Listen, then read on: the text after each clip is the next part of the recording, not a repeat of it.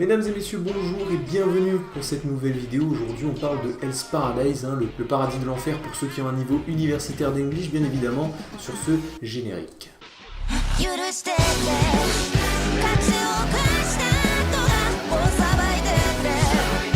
Hell's Paradise, alors je vais pas résumer le truc, si t'es là c'est que t'as vu les 7 premiers épisodes, ou que justement, peut-être en voyant cette review, tu trouveras de bonnes raisons de le commencer, j'espère. C'est un anime que je décrirais comme fascinant.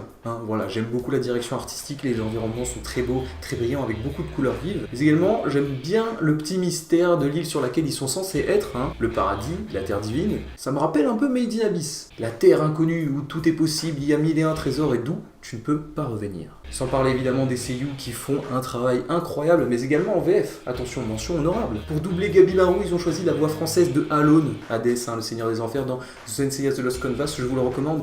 Très bon animé également pour ceux qui ont la ref. Bref, alors parlons de cet épisode 7 qui s'appelle Fleurs et offrandes. C'est un peu le délire de certains animés comme celui-ci d'avoir des titres avec 2 mots composés, voilà, c'est un petit détail de rien du tout, mais voilà, j'ai gratté du temps d'écran. C'est génial.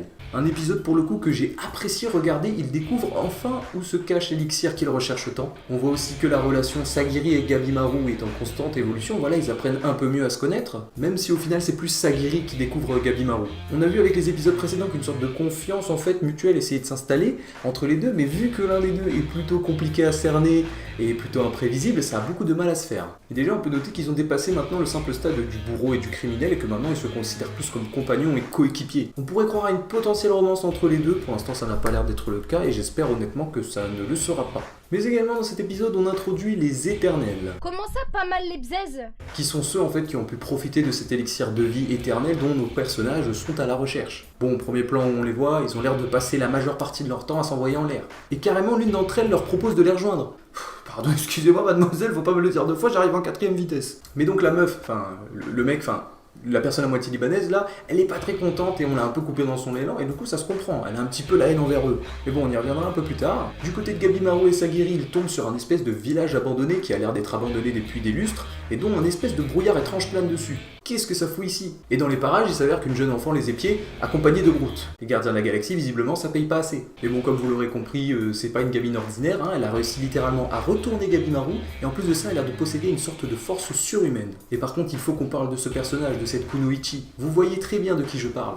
C'est le personnage qui ramène un petit peu d'humour, voilà, un petit peu d'amusement dans le groupe, parce qu'en fait, sinon, ils sont tous blasés. N'empêche, elle a l'air d'être plutôt forte, apparemment, elle a l'air d'utiliser des techniques hackeuses, plus ou moins, mais bon, elle a été coupée au montage, donc on n'en saura pas plus malheureusement. Donc notre petit groupe, après avoir capturé la pauvre petite fille, se dirige maintenant vers le village abandonné, avec comme guide l'homme arbre, qui leur propose en échange de vivres et d'un bain et également d'informations sur l'élixir, de relâcher la petite. Mais bon, on voit clairement que c'est plutôt les bains et les vivres qui les intéressent un petit peu plus. On apprend alors déjà que l'homme arbre, ainsi que la petite fille, ont déjà plus de 1000 ans, rien que ça. Que donc le village existe déjà depuis plus de 1000 ans, mais l'île, en tout cas, on n'en sait pas plus. Et suite à ça, voilà, petit moment de détente dans leur périple, ils profitent agréablement du bain et on s'attendrait peut-être à avoir une petite scène de fanservice parce qu'on se rappelle quand même que la Kunoichi essaie désespérément d'attirer Gabimaru dans ses filets mais malheureusement pour elle, elle est tombée sur un homme fidèle. Mais du coup il n'y en a pas, navré pour les petits pervers qui y ont cru. Et nous voilà enfin au moment le plus intéressant, les informations qui sont venus chercher. Premièrement, l'île sur laquelle il se trouve se nomme Kotaku, la terre divine où vivent les dieux. Deuxièmement, on a la confirmation que l'élixir existe bel et bien, même si on avait déjà une confirmation entre guillemets de Gabimaru qui nous avait parlé de son chef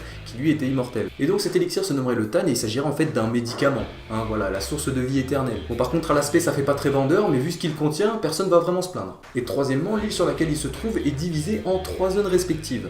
La première, Heishu. Oui, t'as vu l'accent incroyable. Celle qui regroupe donc le littoral et la forêt. La seconde, Hojo, dans laquelle se trouvent donc nos personnages. Et donc le Tan se trouverait dans la 3ème zone qui se nomme Horai, en plein centre de l'île et donc caché dans une sorte de brume épaisse. C'est un beau coup de hasard tout de même, ils tombent sur une créature random qui leur fournit toutes les informations nécessaires à trouver ce qu'ils recherchent. Et attention, là on parle pas d'une simple babiole, on parle d'un élixir de vie éternelle. Ça semble un peu trop facile. Mais justement, il se justifiera très bien en plus de prouver ce qu'il avance en leur parlant des éternels. Ce sont ceux qui ont bénéficié de cet élixir et donc on revient à nos étranges personnages du début de l'épisode. Ils ne vieillissent pas, ils ne meurent pas, leur beauté est inaltérable, ce sont des êtres totalement parfaits. S'il leur a révélé tout ça, apparemment c'est par simple compassion. Par pitié d'eux, car les éternels punissent les pécheurs qui ont le malheur de fouler cette terre et ne laissent personne repartir. Ah, clairement ils sont pas dans la merde. En plus quand il explique, on voit bien en fond les 2 frères qui se sont fait littéralement éclater, et qu'en plus de ça ils sont jetés au fond d'un puits où ils vont se changer en fleurs et donc devenir source d'énergie du Tan. Eh bien franchement, le concept est plutôt bien ficelé, hein. Voilà, une source de vie éternelle faite à partir de vie.